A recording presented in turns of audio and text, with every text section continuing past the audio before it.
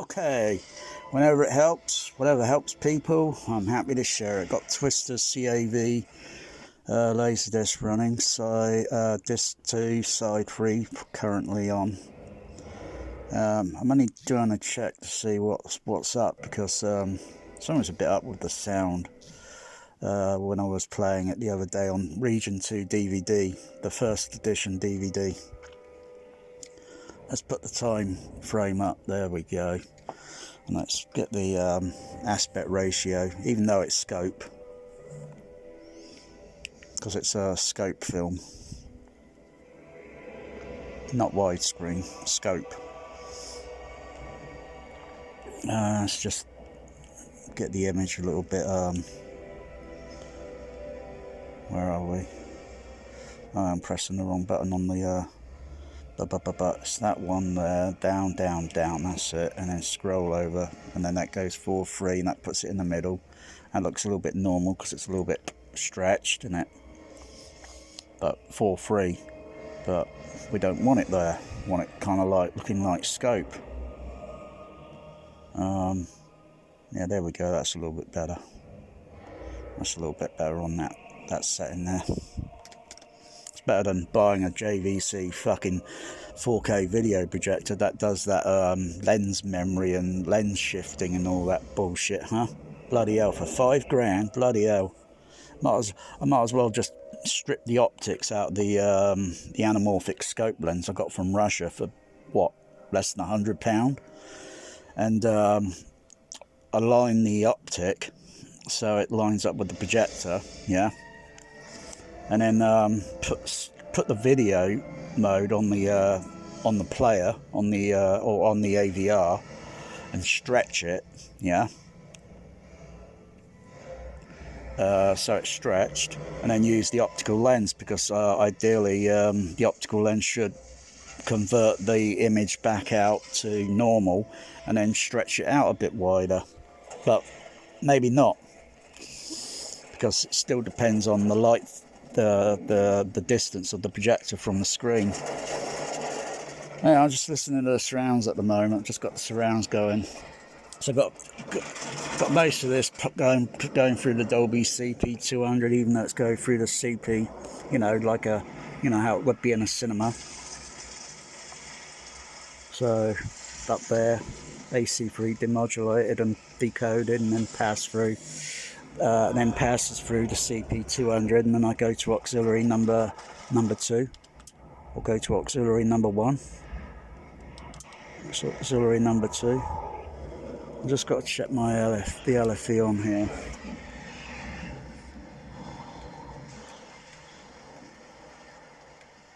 Yeah, set to normal LFE mode. So there's no bass management used, or no all channel sending all the bass, to LFE. LFE's there.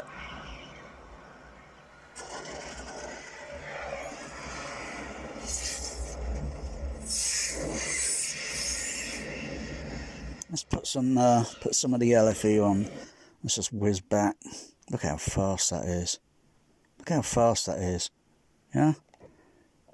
My fucking 4K Blu-ray George Lucas's fucking THX Panasonic doesn't move that fucking fast. Not with that linearity. 4K players are a bit overrated, I think. I think they're a pile of crap. I'm quite surprised. They've got big capacitors inside the Panasonic, and surprisingly not these type of capacitors. There may be, I don't know, I mean, I can always look up, what grade of capacitors are good and what grade of capacitors ain't good and all that, yeah? But mostly all these type of capacitors there, I usually found in my old Onkyo AVR, with all the HDMI bullshit that kept fucking the player up all the time with video and sound drop out. And I think they're the same sort of capacitors in there. I think there might be a few other ones that maybe different. I haven't looked inside that one. I can always get a picture online, so it saves me the time of opening it up. But I was surprised to see different, you know, the big type of capacitors in that Panasonic, mostly down the left side, which is where the power supply is, and a few a little bit over to the right side. And of course, microprocessing chips is really what it is all about, really. And then the rest of it is just bullshit, you know? I know that, you know that. Most people that are gullible, you know, like kissing these the arses, yeah, you know, do all these video reviews and say, oh, this player unboxing, oh yeah, it's thumbs up, everybody. Yeah, that person's probably getting a small commission, a bit of money on the you know, on the backhand there, sort of thing. I can't stand that fucking bullshit. I can't stand those shysters on fucking YouTube. Wow, listen to that fucking rain coming down. Or rather, the hail. It's not, you know, it does it in certain parts of the mix and the continuity of the visuals.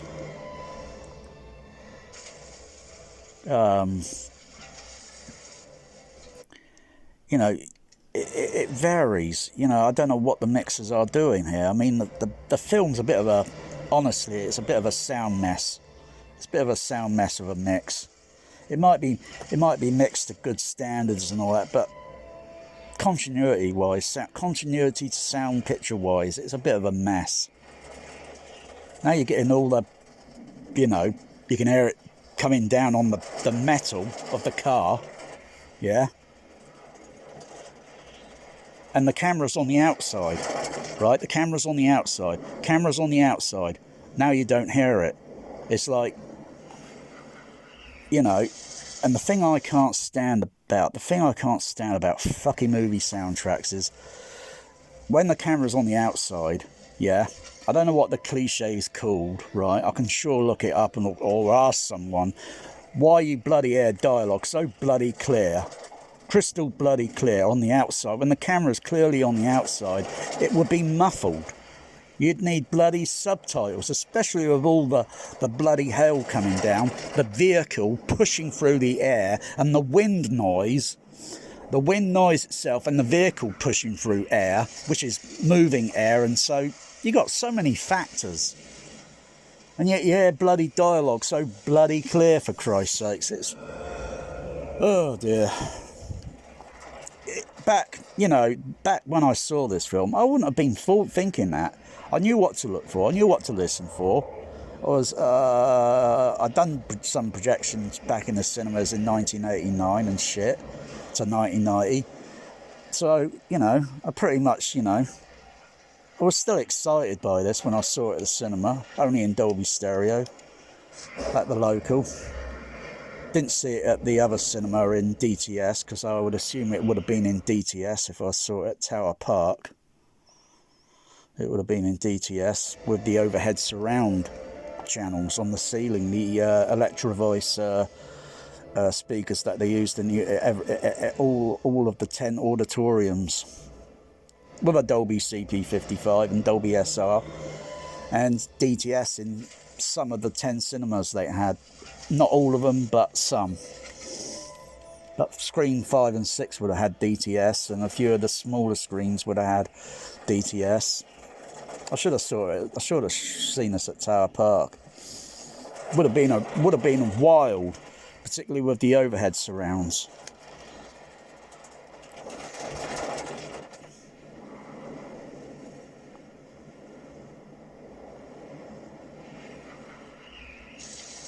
You know, I just don't know where the sound channels should be really placed on this film, because it sounds like sometimes it belongs up on the screen channels, or it belongs in the surround channels. It's, you know, I can hear the vehicle coming down on the surrounds, but let's just say it's not involving.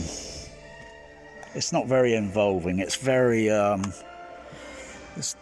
you know, it's very low key, very low level. It doesn't sound like a vehicle passing by. Here it goes. Yeah, I just hear a little bit of it there. I mean, it's just like, it sounds like it's, you know, it just sounds underwhelming.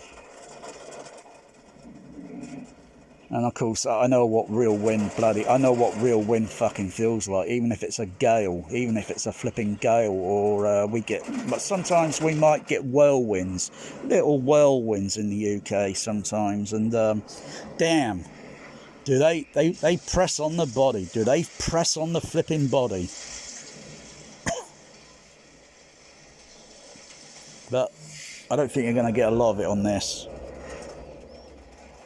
Not unless I experiment with it a lot more, and then specifically modifying the sound playback. And then, of course, if I play another film, I'll probably have to readjust it, readjust all the frequency crossover levels and every PEQ filters. I was talking to someone about like where and how this, where this was mixed, and like, you know, I want to know all this. I want to know all the detail. I want to know what bloody screen speakers we used, what sound pressure levels. I haven't got all those details yet, but as far as I know, the film was mixed up to a specification.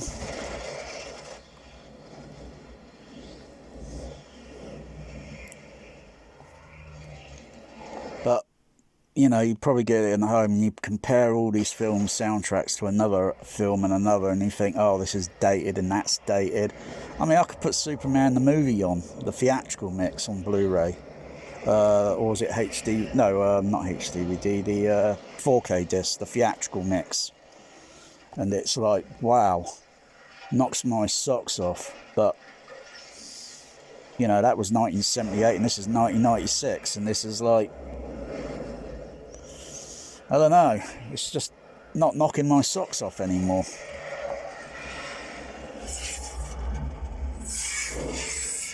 Let's mute the surrounds and put the LFE on. So I'm just playing the LFE.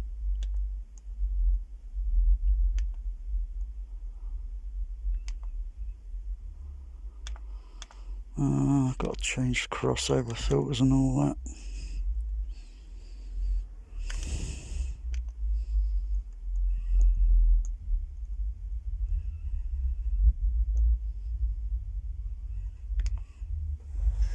Put the surrounds on.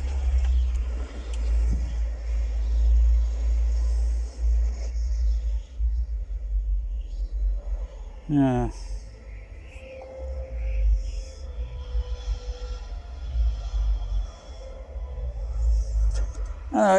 To me, it just doesn't sound right now. I mean, it either needs, like, I think, you know, I've got to go over it and sort of rehearse it, sort of thing, and sort of tune the screen bass channels, the surround bass, as well as listening to the middle range, to the high range frequencies over the screen channel to the surround channels. And well, that wasn't too bad there. That kind of was good, where it almost like felt the car was stopping by braking, when it was braking, and going oomph, and it comes up.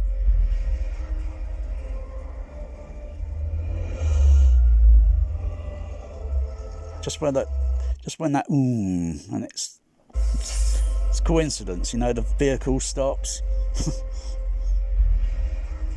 And I could feel that when it's braking and the car is sliding. I could feel that when the car brakes, when she puts her foot on the brake. I mean, she's a play actor, don't forget, you know. Wow, these blimmin' Stephen Hawking or Stephen Flick sound effects are bloody awesome. I could feel that where the car's braking. I'll do that again.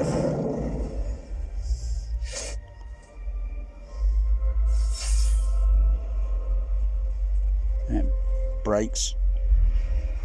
I could feel like an oomph, and it's like it's almost like sensing the car.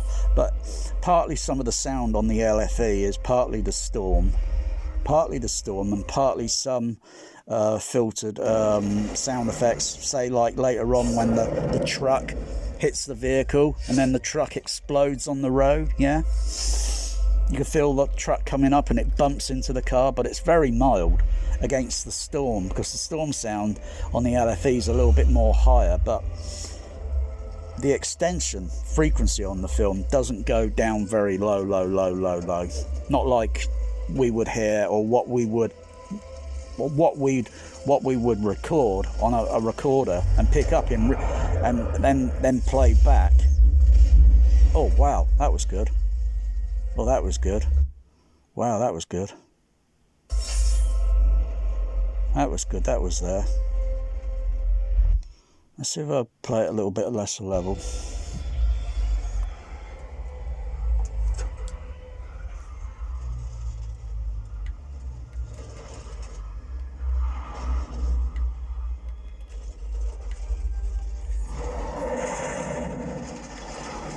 Get a little bit less level on the LFE 0.1.